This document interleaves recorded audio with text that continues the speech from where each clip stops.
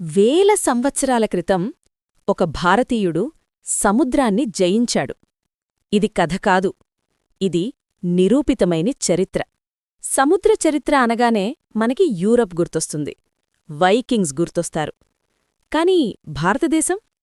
భారతదేశానికి నిజంగా సముద్రశక్తి ఉందా? లేదా అది కేవలం గర్వమా? ఇంజిన్లు లేని కాలంలో, జీపీఎస్ లేని కాలంలో, కంపాస్ కూడా లేని రోజుల్లో ఒక భారతీయుడు సముద్రాన్ని దాటాడు. అతని పేరు కౌండిన్యుడు.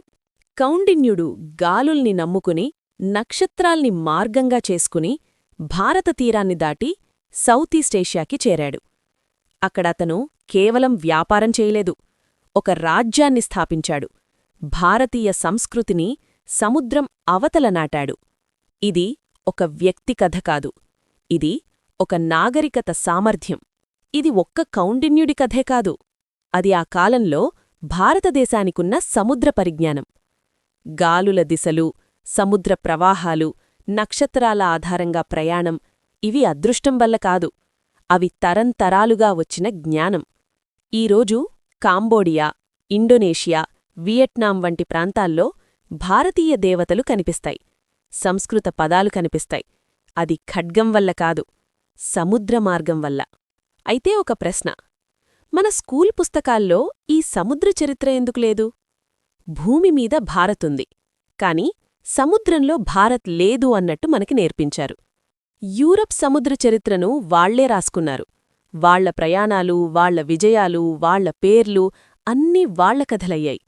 మన కథలు మాత్రం నిశ్శబ్దంగా మిగిలిపోయాయి. ఇక్కడే కథ మలుపు తిరుగుతుంది. భారత నౌకాదళం ఒక ఆసక్తికరమైన ప్రయోగం చేసింది.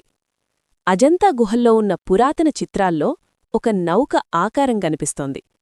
అదే డిజైన్ని తీసుకుని, అదే నిర్మాణ సూత్రాలతో ఆధునిక ఇంజిన్ లేకుండా ఒక నౌకను నిర్మించారు. దాని పేరు ఐఎన్ఎస్ కౌండిన్యా.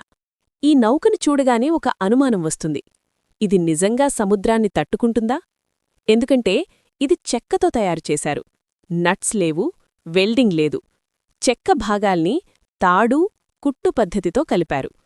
అదే పాతకాలపు సాంకేతికత. ఆ నౌకను సముద్రంలో పరీక్షించారు. భారతదేశం నుంచి ఒమాన్ వరకు విజయవంతంగా చేరింది. అర్థమేంటి అంటే, భారతీయులు సముద్రాన్ని దాటగలిగారు అన్నది కేవలం కథ కాదు, అది పనిచేసిన సాంకేతికత. ఐఎన్ఎస్ కౌండిన్యా ఒక నౌక కాదు, మనం మరిచిపోయిన చరిత్రకి ఇచ్చిన ప్రత్యక్ష సాక్ష్యం. ఇలాంటి చరిత్ర మీకు ఆసక్తిగా అనిపిస్తే వరల్డ్ ఇతిహాసాన్ని లైక్ చేసి సబ్స్క్రైబ్ చేయండి.